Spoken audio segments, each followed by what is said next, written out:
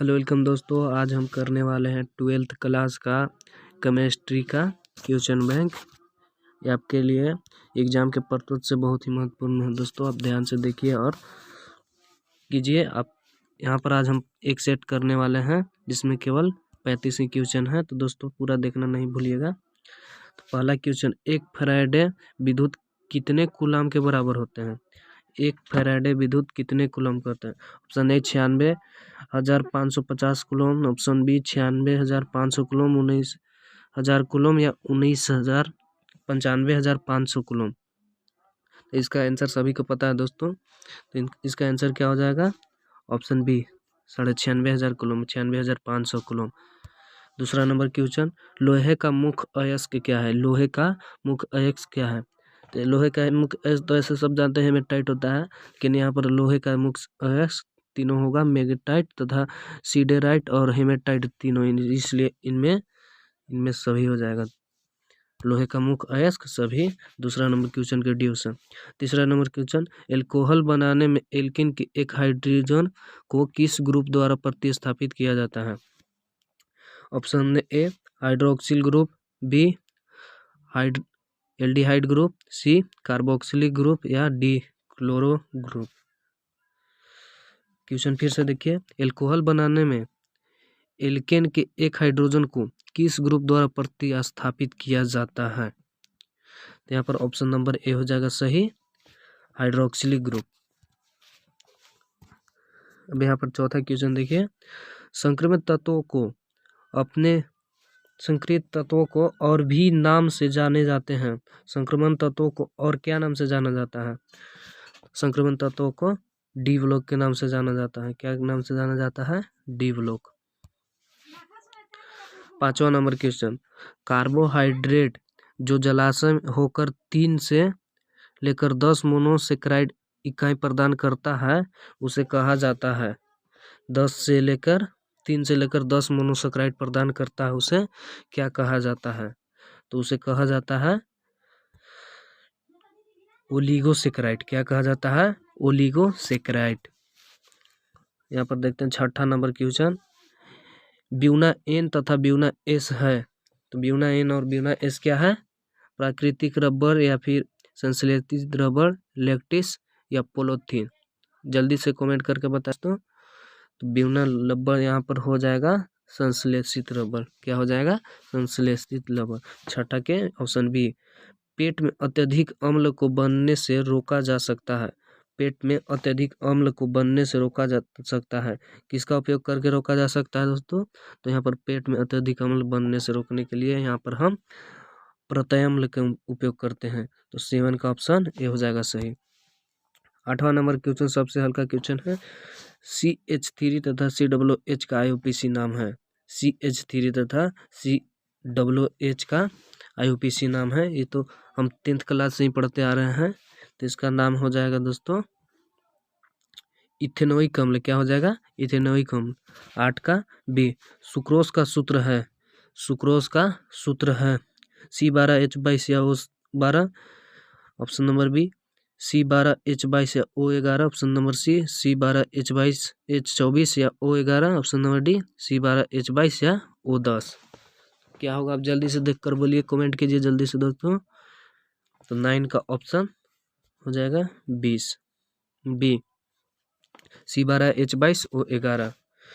Question number 10, CH3CH2NH2 को कहा जाता है।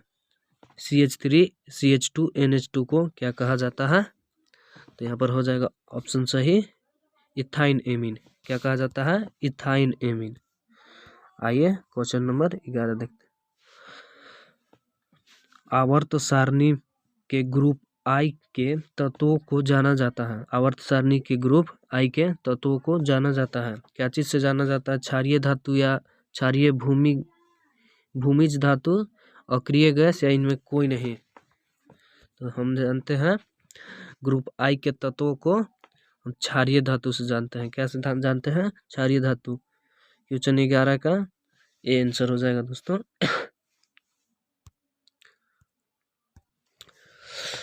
क्वेश्चन नंबर 12, एक विधि जिसमें किसी धात्विक अयस्क को हवा के अधिकतम में उसके गलनांक के नीचे गर्म किया जाता है उसे क्या कहते हैं। क्वेश्चन ध्यान से फिर से देखिए। एक विधि जिसमें किसी धातु के अयस्क को हवा के अधिकतम में उसके गलनांक के नीचे गर्म किया जाता है।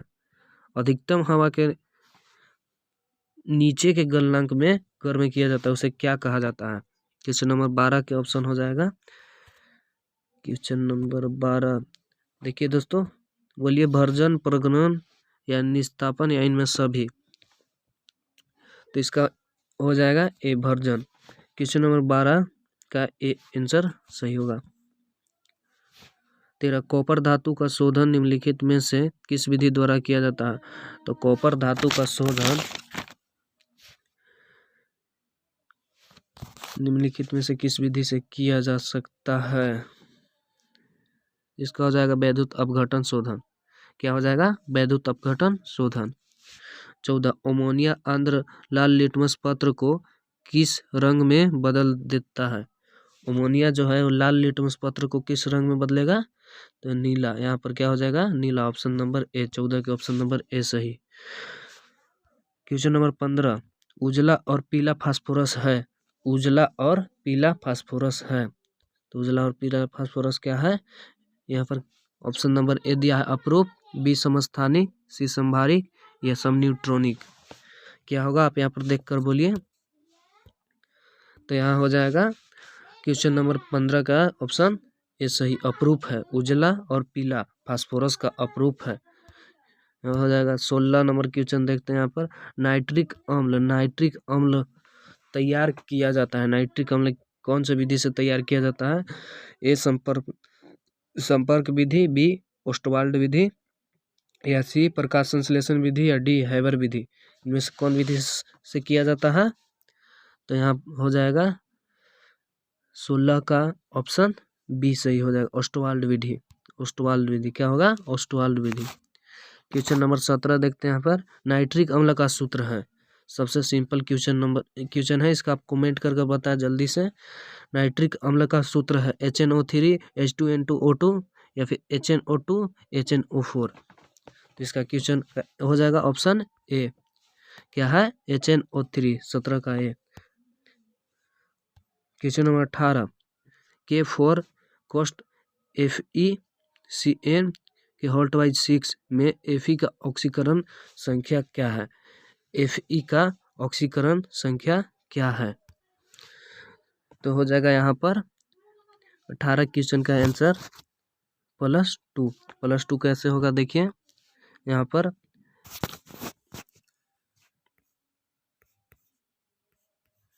1 × 4 हो जाएगा।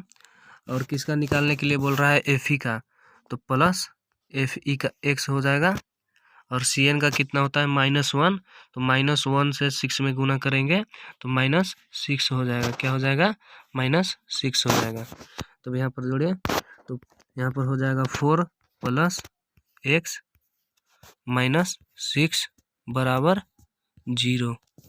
तो यहाँ पर हो जाएगा, तब देखिए +4 + x -6, तो -6 में से +4 जाएगा तो x -2 बराबर 0 हो जाएगा।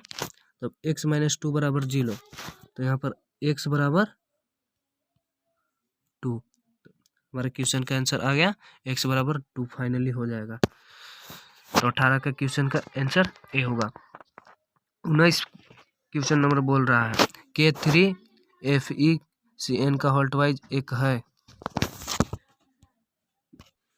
तो क्वेश्चन 19 का ऑप्शन है यहाँ पर नंबर हो जाएगा 19 का बी, उपसंयोजिक यौगिक। क्या हो जाएगा, उपसंयोजिक यौगिक। पर देखते हैं क्वेश्चन नंबर बी, PCl5 एक है। PCl5 एक है। ऑप्शन ए ऑक्सीकारक, बी अकारक, सी ऑक्सीकारक अकारक दोनों या डी इनमें कोई नहीं। तो इसका हो जाएगा ऑप्शन ए, क्या हो जाएगा, ऑक्सीकारक। क्या है, PCl5 एक ऑक्सीकारक है। NH3 में N का संकरण है। संकरण क्या है इसका, इसका होता है संकरण नहीं पर संकरण होता है, लेकिन यहाँ पर दे दिया संकरण। तो NH3 में N का संकरण क्या है? किसका? ऑप्शन ए हो जाएगा। क्या हो जाएगा? sp3। sp3। 22 ओलियम। ओलियम में H2SO4 के साथ ओलियम में H2SO4 के साथ और कौन सा अवयव उपस्थित रहता है? H2SO4 के साथ कौन सा अवयव उपस्थित रहता है? Question number 22। A option SO4, B SO3 या सी H2S या फिर डी HSO4 माइनस। तो इसका हो जाएगा क्वेश्चन SO2 ऑप्शन हो जाएगा 22 का ऑप्शन ए। 23 नंबर क्वेश्चन देखते हैं यहाँ पर। कौन सी गैस जल एकत्रित नहीं किया जा सकता? इनमें कौन सी गैस में गैस के जल एकत्रित नहीं किया जा सकता है?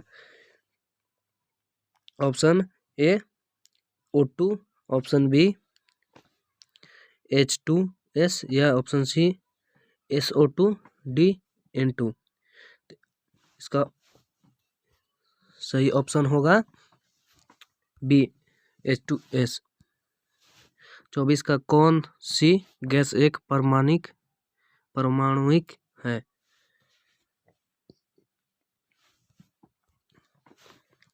तो इसका सही ऑप्शन हो जाएगा 24 का बी हीलियम।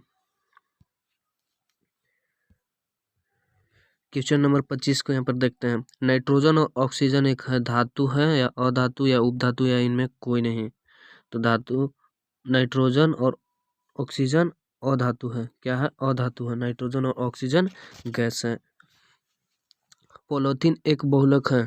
पॉलीथीन एक बहुलक है।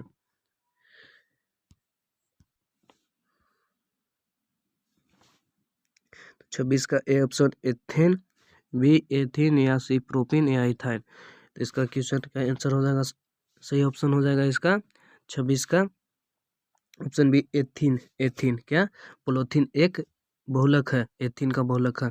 27 ज्वर को कम करने के लिए उपयोगी दवा को कहते हैं। ज्वर को कम करने के लिए उपयोगी दवा को कहते हैं। यहाँ पर ज्वरनाशी, पीड़हारी, प्रतिअम्ल या इनमें कोई नहीं? तो इसका हो जाएगा सही ऑप्शन 27 का ऑप्शन सही हो जाएगा। इसका भी होगा पीड़ाहारी। क्या होगा? पीड़ाहारी।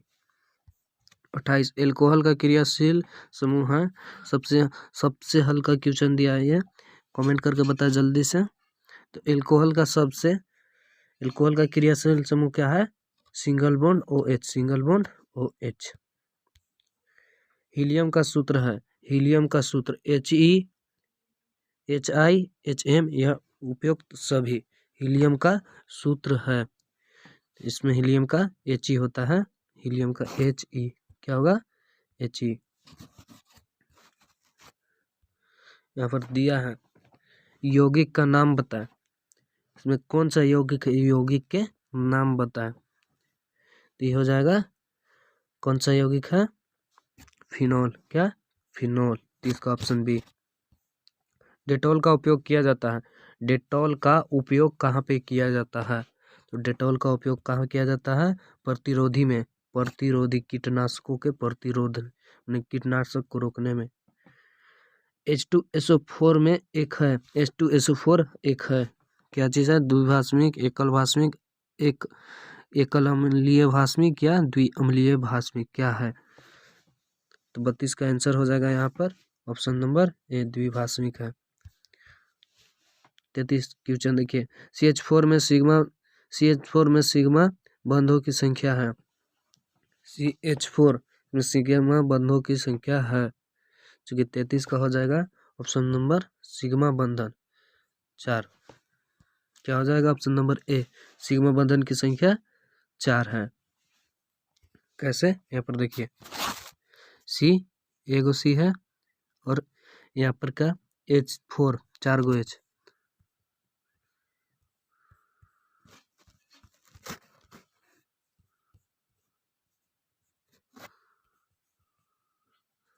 एक सिग्मा बॉन्ड 2 3 4। इसलिए सिग्मा बंधनों की संख्या 4 यहाँ पर हो जाएगा।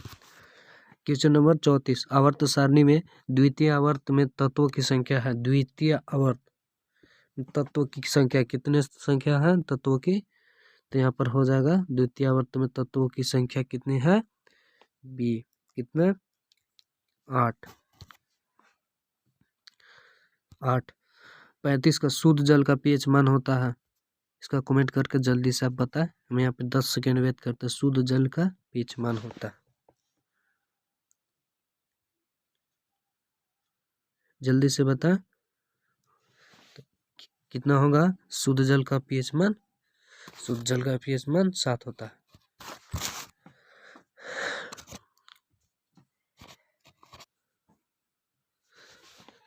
ओके दोस्तों, बाय, मिलते हैं अगले वीडियो में, तब तक के लिए धन्यवाद।